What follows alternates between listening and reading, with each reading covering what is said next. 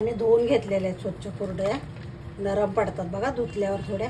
आता याच्यात पाणी घालून घ्यायचं, पाणी एवढं बुडेल असंच घालायचं, जास्त नाही घालायचं। ते आपले बुडले पाहिजेत कुरडया। हे बघा थोडंसंच अगदी हे आहे, वरती पाणी आहे कुरडयाच्या, तर हे थोड्या वेळ 10-15 मिनिटं भिजू द्यायचे चांगले।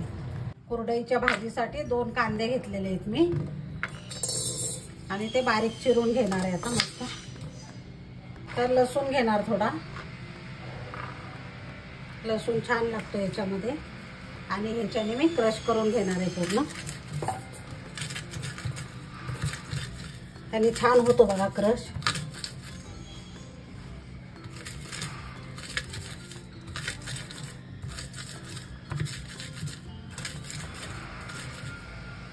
हे बघा कसा आतमध्ये ह्याच्यात येतो मस्त एकदम, जसा आपल्याला बारीक पाहिजे ना तसा मिळतो।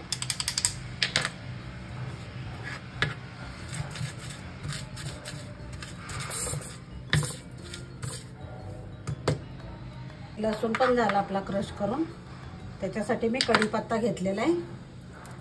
आता आपण भाजी करायला घेऊया। गॅसवर मी कढई ठेवलेली, त्याच्यामध्ये तेल घालायचं।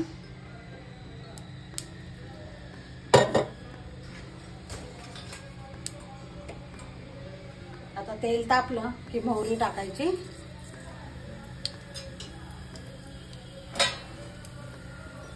जिरे टाकायचे थोडेसे,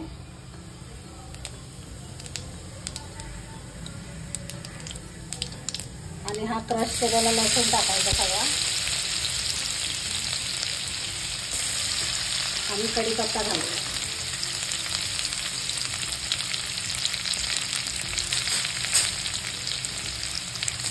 मस्त मिक्स करून घ्यायचं।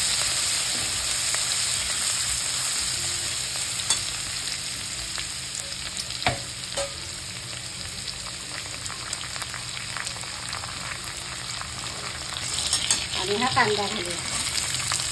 कांदा पण आपल्याला गुलाबी रंगावर परतून घ्यायचा मस्त।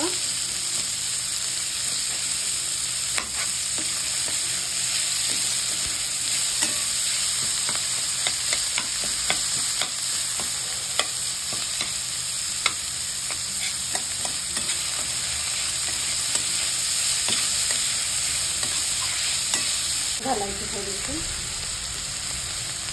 हिंग घालायचा,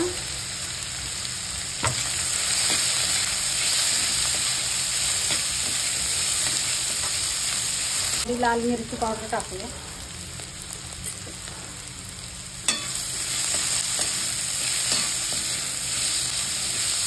आता कांदा छान परतून झालाय, आपण तिखट टाकायचं त्याच्यामध्ये, आपला काळा मसाला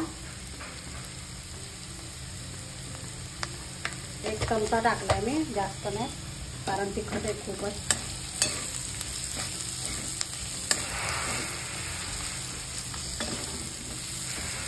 चांगलं परतून घ्यायचं मस्त। आणि आता ही कुरडया घालायच्या, आपल्या भिजलेल्या आहेत कुरडया आता चांगल्या, ते घालायच्या आपण, मिक्स करून घ्यायचं चांगलं। आता मीठ घालायचं चवीप्रमाणे, कुरडयामध्ये पण मीठ असतं बघा, त्याप्रमाणेच तुम्ही घाला मीठ।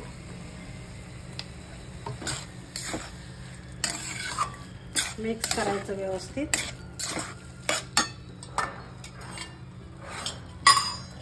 आणि शेंगदाण्याचं कूट घालायचं 2 चमचे।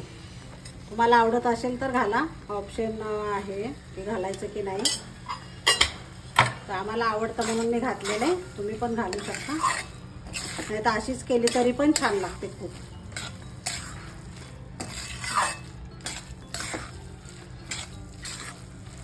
तर मी झाकून ठेवते थोडा वेळ, 1-5 मिनिटं झाकून ठेवते। आता झालंय 5 मिनिटं, झाकण उघडून बघूया, काय मस्त वास सुटलेला आहे बघा, खूपच छान लागते ही भाजी, तुम्ही नक्की करून बघा, खूप भारी लागते ही भाजी। मी आता कोथिंबीर टाकून घेते, खूप झटपट होते आणि खायला खूप टेस्टी लागते, तर नक्की तुम्ही एकदा ट्राय करा। आणि कधी भाजीला नसेल ना तर ही भाजी तुम्ही नक्की करा। मंडळी कुरडयाची भाजी आपली तयार झालेली, मस्तपैकी. तुम्ही भाकरीबरोबर चपातीबरोबर कशाबरोबरही खाऊ शकता तुम्ही. तर खूप छान झालेली. तर नक्की ट्राय करा. आवडली तर लाईक शेअर आणि सबस्क्राईब करायला विसरू नका. धन्यवाद.